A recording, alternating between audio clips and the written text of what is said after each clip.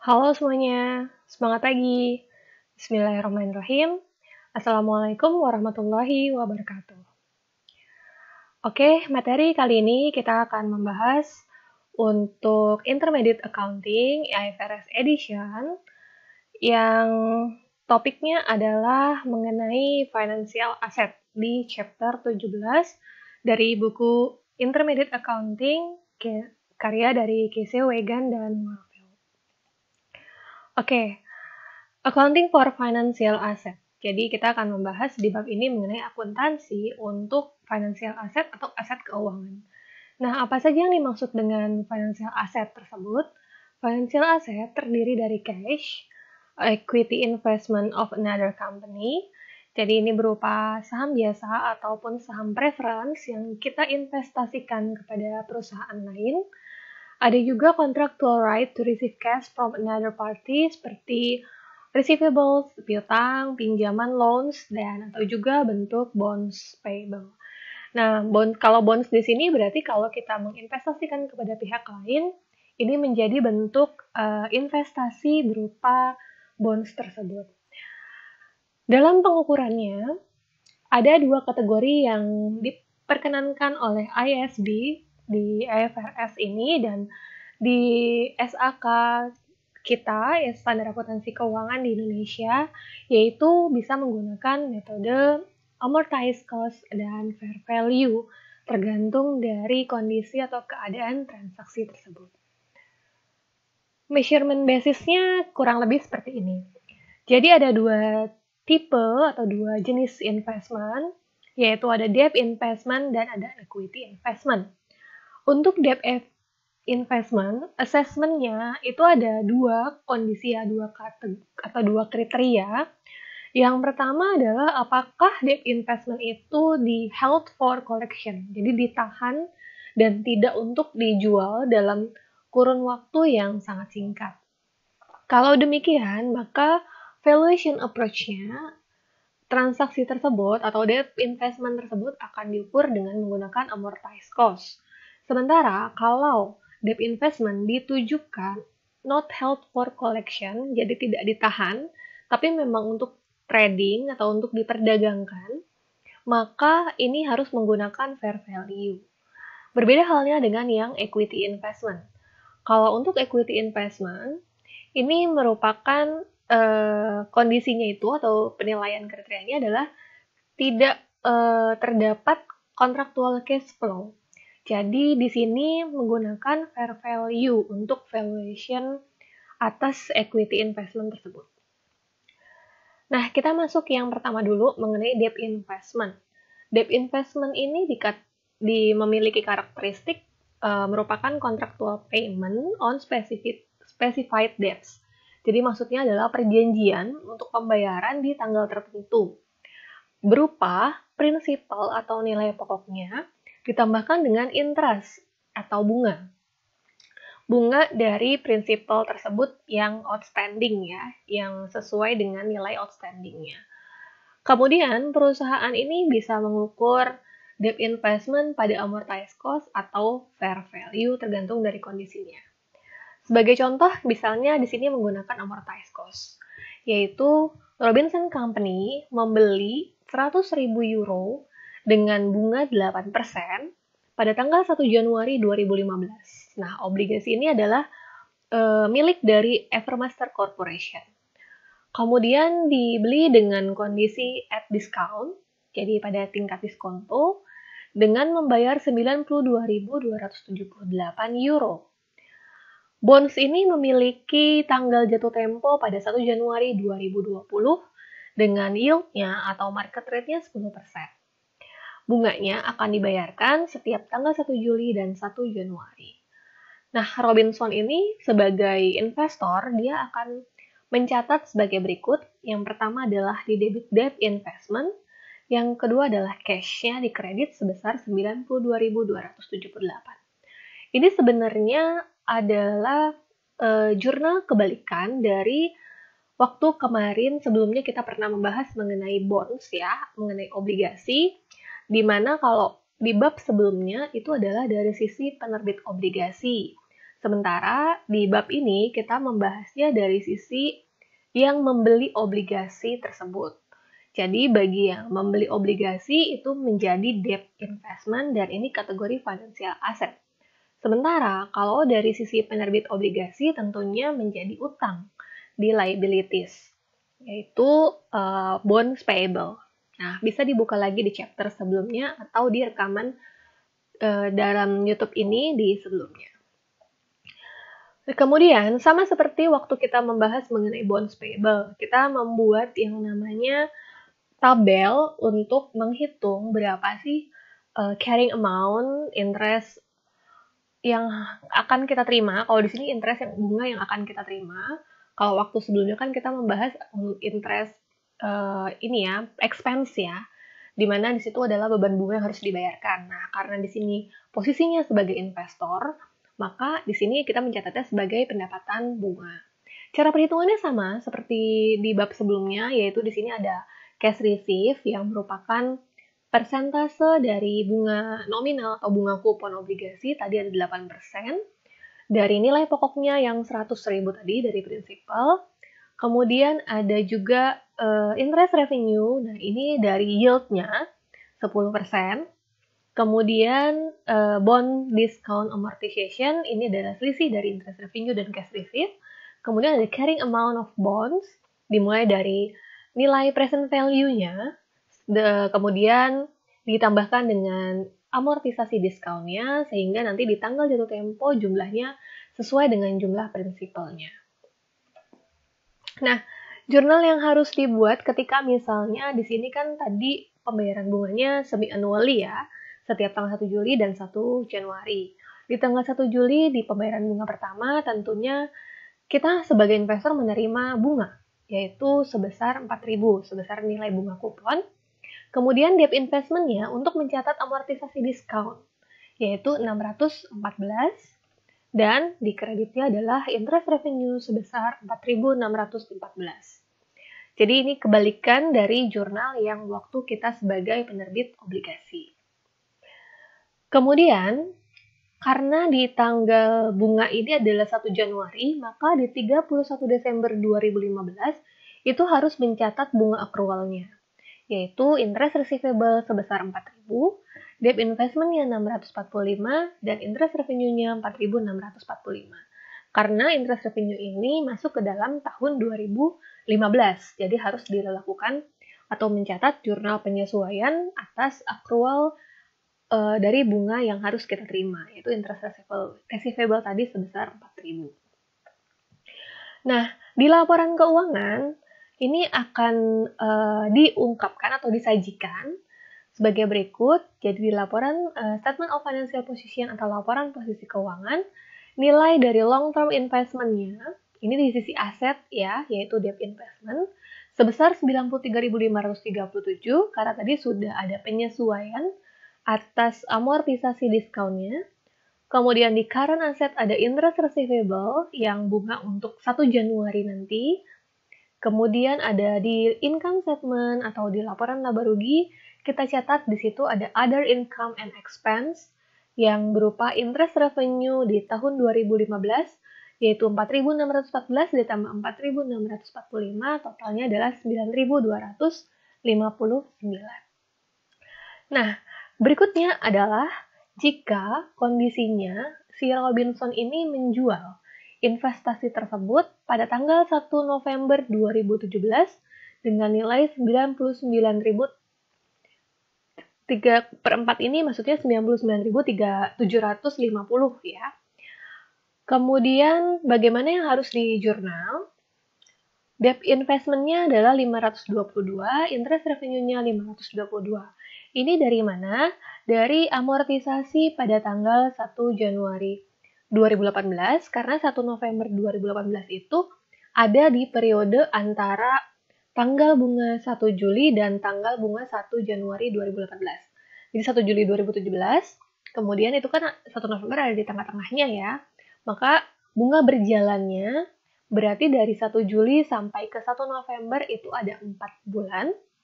Kemudian dikalikan dengan yang amortisasi diskon untuk periode tanggal bunga 1 Januari 2018.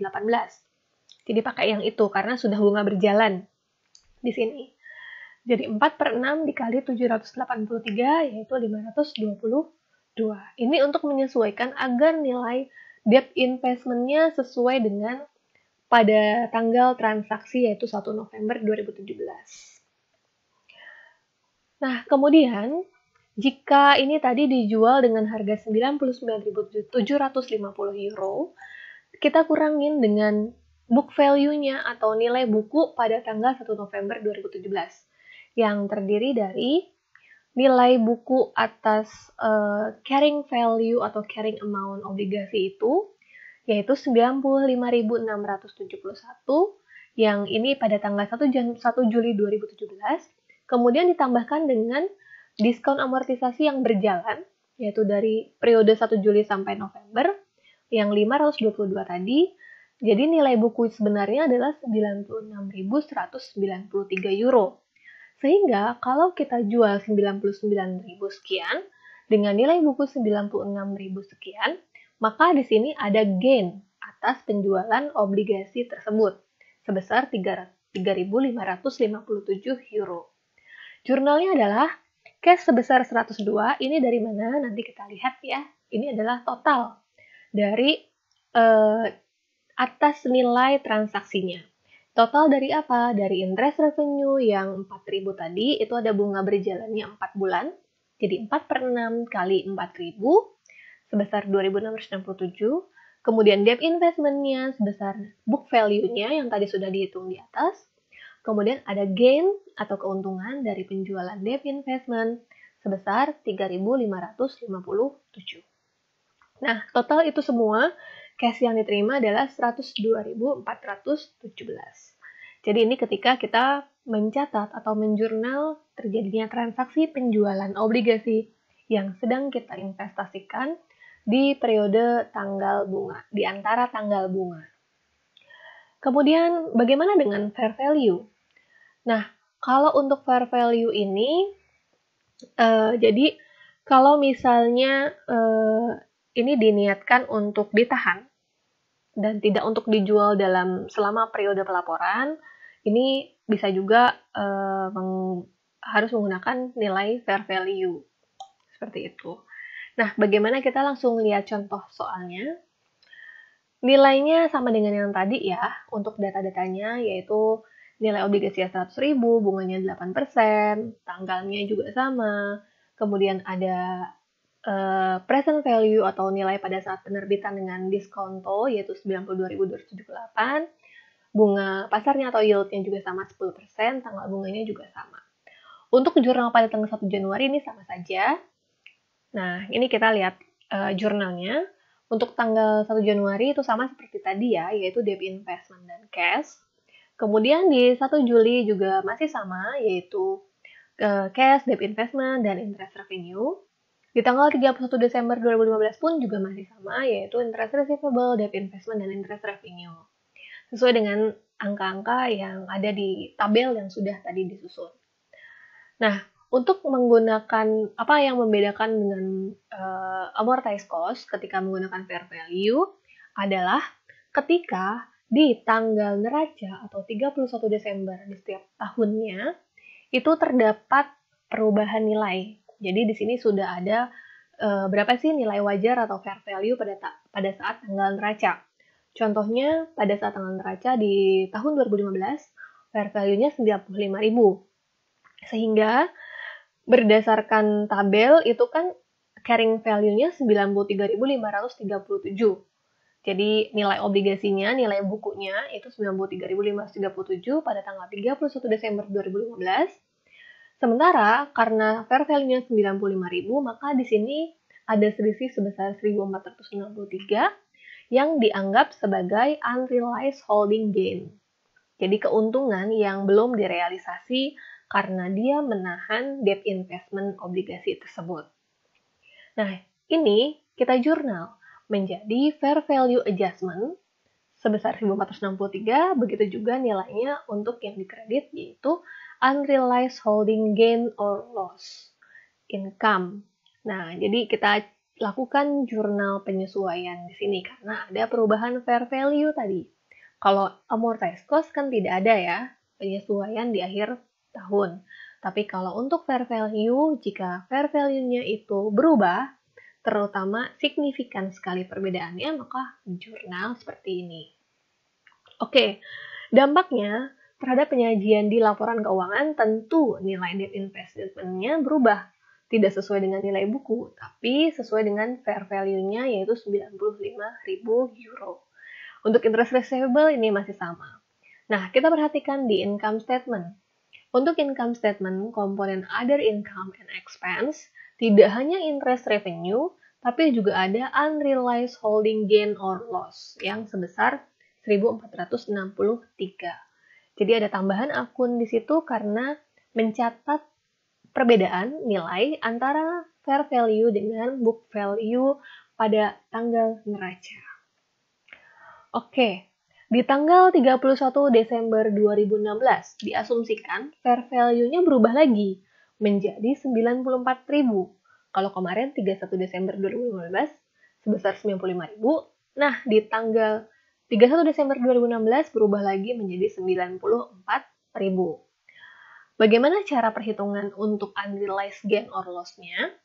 Seperti di illustration 17.7 ini, untuk investasinya amortized cost itu kan 94.925.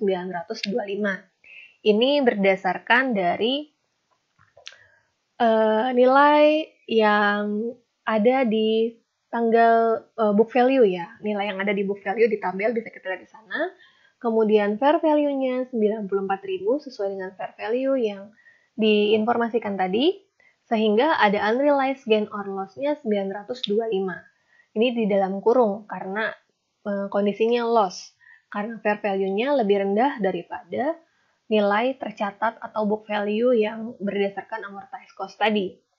Kemudian kita kurangi dengan fair value yang sebelumnya sudah disesuaikan di tahun 2015, yaitu kita mencatat gain sebesar 1.463.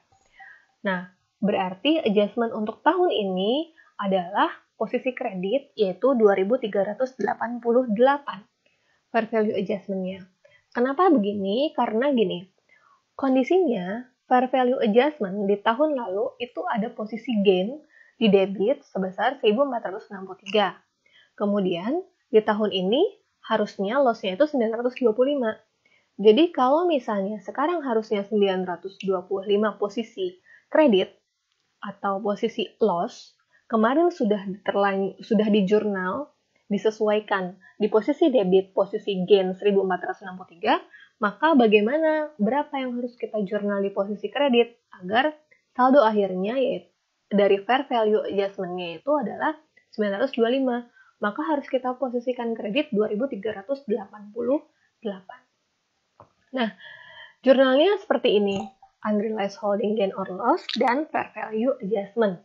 Agar nilai fair value adjustment di tanggal 31 Desember 2016 berjumlah 925 di posisi kredit atau posisi loss. Jadi logikanya seperti itu. Kalian bisa coba menuliskan ini di akun T ya, T account, agar bisa mendapatkan logikanya lebih mudah lagi. Gitu, bahwa poinnya saldo akhir dari fair value adjustment itu harus di posisi kredit sebesar 925 euro.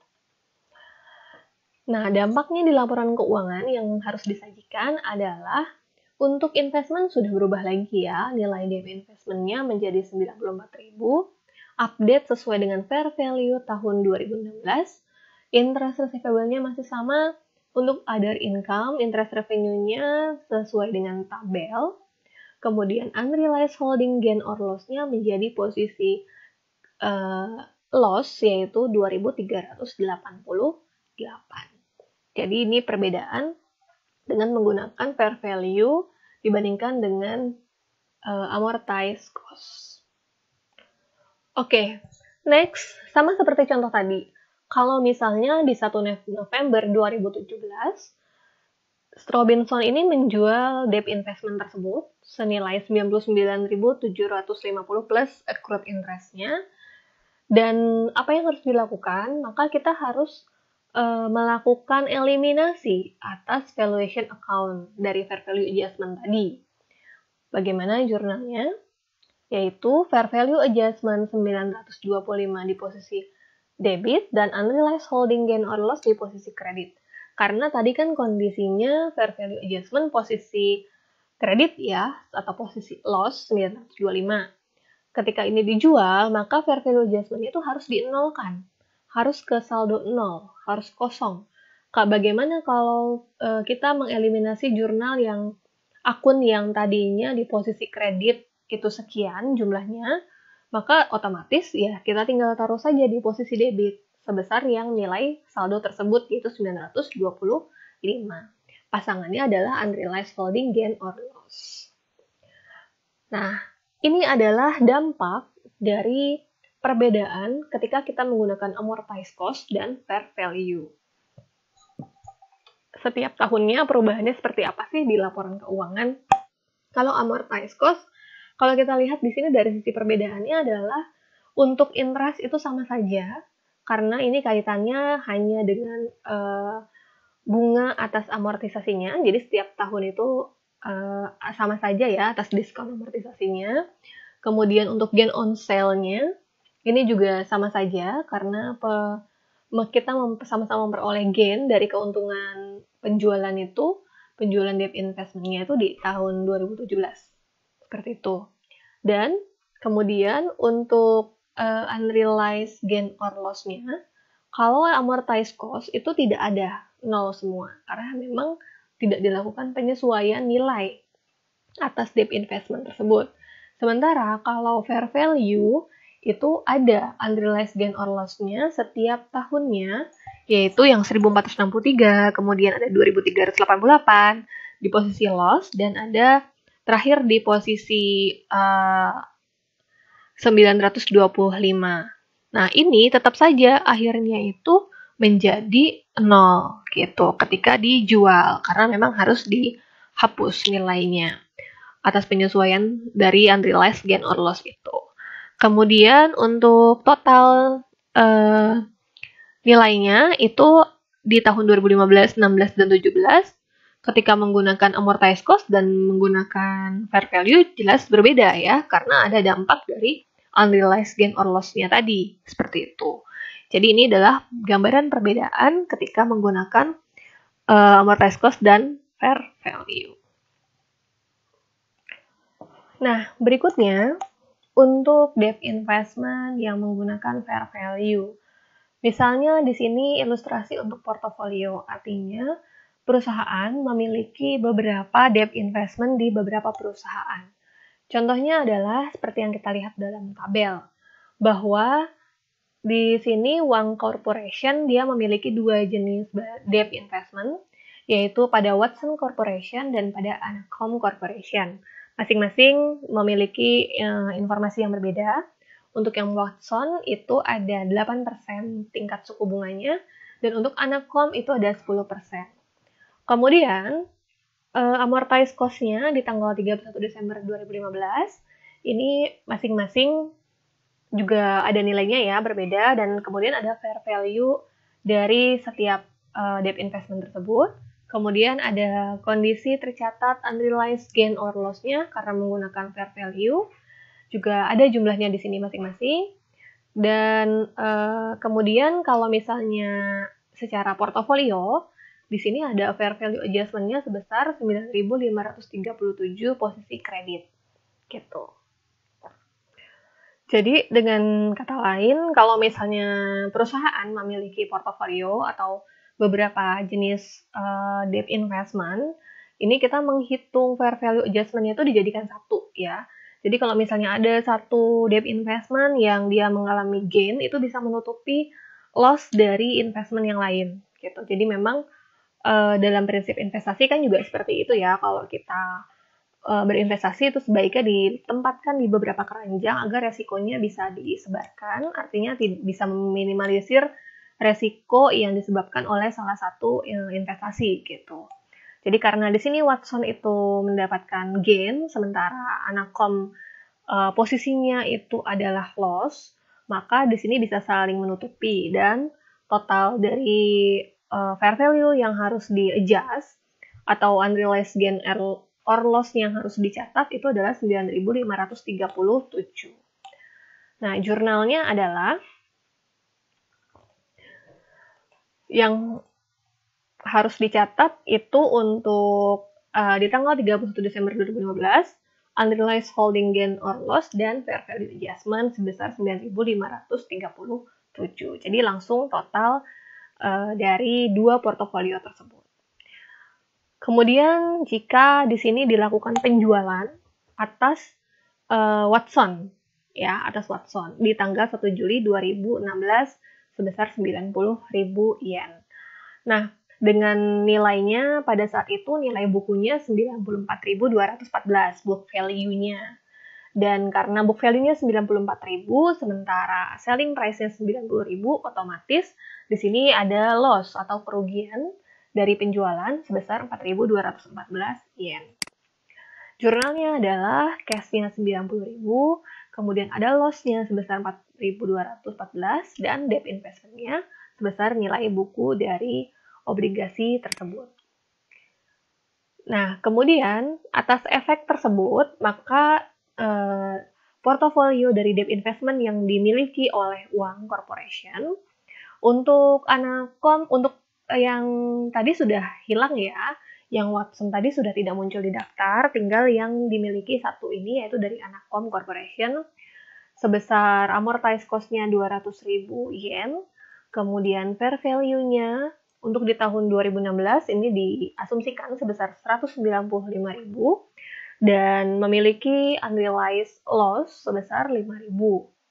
Sementara ada fair value adjustment yang kemarin 2015 itu ada posisi kredit 9.537 sehingga fair value adjustment di tahun ini atau di tanggal 31 Desember 2016 posisi debit sebesar 4.537 karena saldo akhir dari unrealized gain atau saldo akhir dari fair value adjustment-nya itu harus 5.000.